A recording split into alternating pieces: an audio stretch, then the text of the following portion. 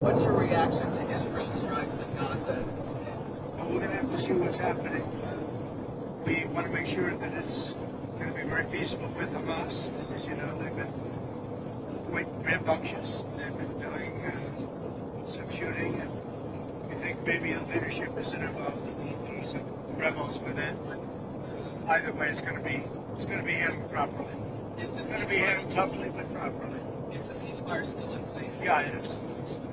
But the people of this country want law, they want order, they want safety, they don't want to be mugged or raped or shot, and that's what we provide. We have tremendous numbers also. You see the crime numbers are coming way down, way down. Then you take a look at a place like Washington, D.C., which is now one of the safest cities in the country. It's one of the worst cities, most dangerous cities. We moved out 1,700 career criminals and people that came here through Biden and his open border policy. I think that Chicago will do very well. We're going to go into San Francisco at some point in the not too distant future, make that a great city again. It can only be a great city if it doesn't have crime. They don't have a fight against drugs. They make drugs. They refine drugs. They make cocaine. They have cocaine factories. They have no fight against drugs. And I'm stopping all payments to Colombia because they don't have anything to do with their fight against drugs. And in fact, even when they had better presidents than they have right now, that's how they're making a lot of money, drugs. I used to complain about it when they had a very nice president, but he wasn't doing it. It was all talk. They are a drug manufacturing machine, Colombia, and we're not going to be part of it. So we're going to drop all money that we're giving to them. It has nothing to do with them stopping drug production. And you look at the fields are loaded up with drugs, and they refine the drugs, and they make tremendous amounts of cocaine, and they send it all over the world, and they destroy families. No, Colombia is out of control. Now they have the worst president they've ever had. He's a lunatic who's got a lot of problems, mental problems. This was a submarine that was meant for one reason and made for one reason, to carry massive amounts of drugs. Well, then they're going to just keep paying a lot of tariffs. If they said that, but I don't believe they said that. No, I spoke with Prime Minister Modi of India, and he said he's not going to be doing the Russian oil thing. So that's it. But why would India say that they're not going to? I don't know, but if they want to say that, then they'll just continue to pay massive tariffs, and they don't want to do that. Yeah, Friday you said you had a cordial meeting with President Zelensky. During that meeting, did you tell him he needed to cede all of the Donbass region to Russia? No, we never discussed it. We think that what they should do is just stop at the lines where they are, the battle lines. You have a battle line right now. And the rest is very tough to negotiate. If you're going to say, you take this, we take that, there's so many different permutations. So what I say is they should stop right now at the battle lines. Go home, stop killing people, and be done. What do you think should happen with the Donbass region?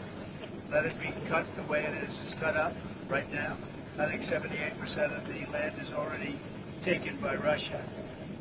You leave it the way it is right now. They can negotiate something later on down the line. But I said cut and stop at the battle line, go home, stop fighting, stop killing people. Demonstrations were very small, very ineffective, and the people were whacked out. When you look at those people, those are not representative of the people of our country. Mr. President, besides San Francisco... And by the way, I'm not a king. I'm not a king. I work my ass off to make our country great. That's all it is. I'm not a king at all. Washington, D.C., Chicago is getting better, even though we're going through a lot. And, we're trying to do it in a very nice way. I'm allowed, as you know, as president, like 50% of the presidents have used the Insurrection Act. They can use that. And everybody agrees you're allowed to use that, and there's no more court cases, there's no more anything. We're trying to do it in a nicer manner, but we can always use the Insurrection Act if we want. All we want to do is have safe cities. We're not looking for anything that would be spectacular other than crime-free becomes spectacular. We want to have great crime-free cities. So I'd be allowed to use, if I wanted, the Insurrection Act, and then all of this nonsense would go away. We just want no crime. We want to have crime-free cities. That's not a big, it's pretty common sense, I think, but that's all I want is crime-free cities. I campaigned on it. It's become, I think, even more successful than we thought because of the tremendous success that we had literally in 12 days in Washington, D.C., and it continues. Washington, D.C., we're so proud of it. People are eating in their restaurants. Restaurants are opening. all the stores and restaurants were closing. You couldn't walk down the street without being mugged or worse. And now it's a safe city. I have a very good relationship with President Xi of China. We're having disputes on things. They're paying us a lot of money, tremendous amount of money in tariffs, and they'd probably like to have it be less, and we'll work on that, but they have to give us some things too. Right now, China's paying a tremendous amount of money in tariffs, like they've never paid before. You know, they paid a lot during my first administration, my first term. Now they're paying an unbelievable amount of money to the United States. They probably can't pay that much, and I'm okay with that. We can lower that, but they have to do things for us too. It's no longer a one-way street. What would you lower it to, do you think? Depends. We want to see what they want. One of the penalties we have is because they're sending in fentanyl, we have a 20%, as you know, a 20% tariff on that. But they'd be paying about 157% tariff, which is, record-setting type tariff. I don't want them to do that. I want to help China. I'm not going to hurt China. But they have to give us things too. Sticking with China, Mr. President, on soybeans, are you confident that you'll I be want able to them to buy deal? soybeans. One of the things I want is China's going to buy soybeans. I want China to stop with the fentanyl. Very, normal things. I don't want them to play the rare earth game with us. They are a top Argentina's fighting for its life. Young lady, you don't know anything about it.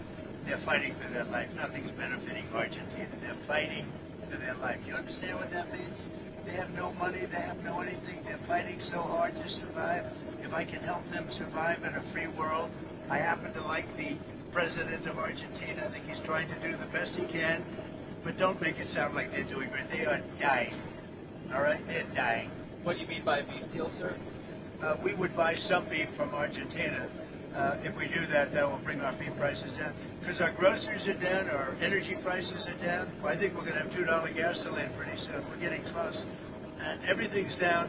The one thing that's kept up is beef. And if we buy some beef, now I'm not talking about that much from Argentina, it would help Argentina, which we consider a very good country, a very good ally in the place. Although I must tell you, if you take a look now, South America is turning. The South American countries are starting to turn very much toward us. They're getting away from socialism, and you can go right down the pack.